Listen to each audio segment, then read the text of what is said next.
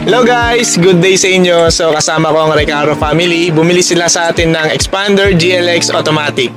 So sir, hi! Hi ma'am! Sir, ma'am! Ito nga pala si Ma'am Queen yan. Ma'am, kamusta naman naging transaction natin? Very helpful po ni Sir JM. Very accommodating. Lahat ng questions ko in regards sa approval and sa process, sinagot niya pong lahat. And if you want a hassle-free transaction and fast approval, I highly recommend Sir JM. Thank you po. So, ayun guys, nakita nyo naman, mabilis lang naging transaction. So, kung may question ka regarding sa Expander, message nyo lang ako. Release natin yan. Di ba, sir? Ma'am, congrats! Thank you!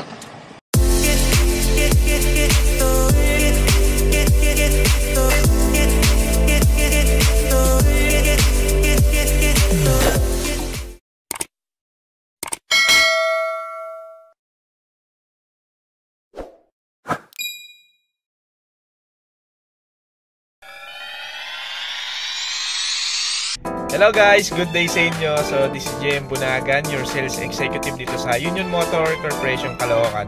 So in this video guys, magre-release tayo ng Expander GLX Automatic, kulay black. Yung client natin si Ma'am Queen Amor Recaro na taga Cuenca, Batangas. So yun guys, samahan nyo ako, magre-release tayo ng Expander today.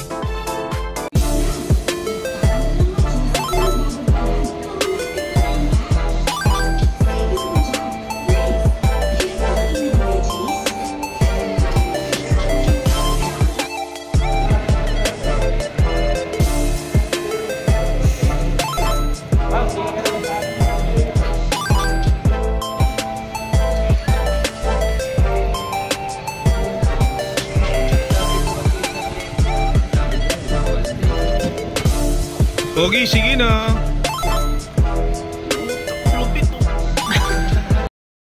So guys, nilibre kami ni Jenny. Madam Jenny, napakabuti mo talaga.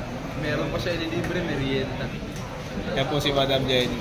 Cheers! Para kay Madam Jenny. So ayun sir, start natin sir sa locks and windows. Locks natin sir, ito, pindutin mo lang yan. Ayan, tapos unlock. Tapos yung sa Windows sir, ayun naman po, katulad lang sa G4 natin sir. Yan. Then sir, itong ano natin, steering natin is naka-electronic power steering to sir.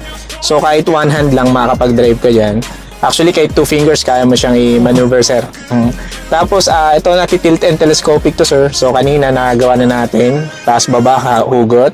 Then sir, ito po, may sagot po tayo ng tawag. Decline, then voice command. So, alam mo na to sir, yung voice command. Pagka kinilik mo lang sir, madedesignate ka agad basta nakakonect yung cellphone natin. So, cruise control natin sir. Pagka isi-set po natin, set po muna natin sir. Pinutin natin yung cruise. Ngayon sir, pagka tumatakbo ka na ng minimum 40 km, toggle down mo lang siya, mag-activate na yung cruise control natin. So, kahit hindi ka na tumapak sa accelerator pedal, 40 yung takbo mo dire-diretso. So, pag kinaka po sir, toggle up. Pagka medyo gusto mabagal, toggle down. Then sir, automatic pag nag-brake ka or cancel, ma-deactivate yung cruise control natin sir. So pagdating sa touchscreen monitor naman po natin, ito po, naka-Android Auto, saka Apple CarPlay. So yung mga apps na magagamit mo, applicable dito, pwede mo magamit. Katulad dito sir, yung ano natin, yung Waze natin, Spotify tawag, dito po siya. Volume sir, ito. Tapos home, sa Bluetooth natin, ang password niya 1234 or 4 na 0. So makikita mo naman po yun, car audio o kaya Mitsubishi. Hazard, kung saan nakatutok yung aircon, sa katawan, sa katawan, sa paalang, defogger po natin. Ito po. Tapos yung blower natin, naka 8 ways po tayo. Tapos cold saka hot. So pwede mo siyang yan. Then defogger po ulit sa harap. Then kung gusto natin pumasok yung hangin sa loob para hindi na tayo nagbubukas ng bintana, press lang po natin to. Pag nakailaw po siya, dito lang po nagsisirculate yung hangin. Then yung AC po natin, aircon. Yung ano po natin, owner's manual, medyo makapal po siya. Yeah, ito yung hinahanap mo kanina ma'am. So ito yung sa ano, sa dito po sa touchscreen monitor, ito po yung kabuuan. Pero tingin ko din mababasahin to. Pagka may question ka, message mo na lang ako dito, ma'am. Mag-review ka, mama. Oo. Tapos po, sa ano po natin, sa adjustment ng upuan sir, dito lang. Dito.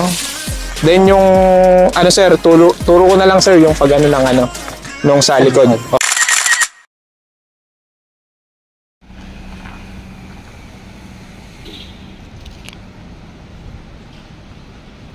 So yun guys, na-release na natin yung unit natin. Congratulations po ulit sa Recaro family from Batangas. So kung may question kayo regarding sa expander, message nyo lang o re-release po agad natin yan. So hanggang dito na lang guys. Thank you, ingat kayo. See you sa next video natin.